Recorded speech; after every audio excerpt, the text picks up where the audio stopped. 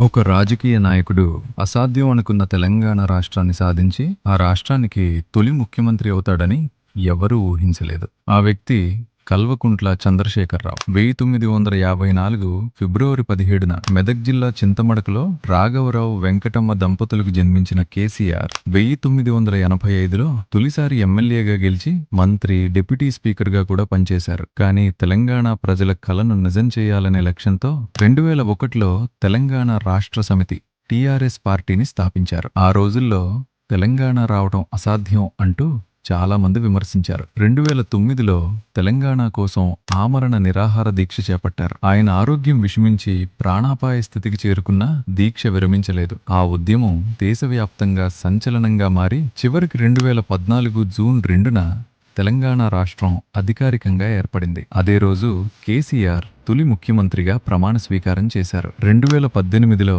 మరోసారి ఘన విజయం సాధించి మిషన్ భగీరథ, మిషన్ కాకతీయ, రైతు బంధు, రైతు బీమా, కేసీఆర్ కిట్, 24 గంటల ఉచిత వ్యవసాయ విద్యుత్ వంటి పథకాలతో తనదైన ముద్ర వేశారు. ఇలాంటి మరిన్ని ఇంట్రెస్టింగ్ స్టోరీస్ కోసం ఇప్పుడే గ్రోత్ స్టోరీస్ 360ని ఫాలో అవ్వండి.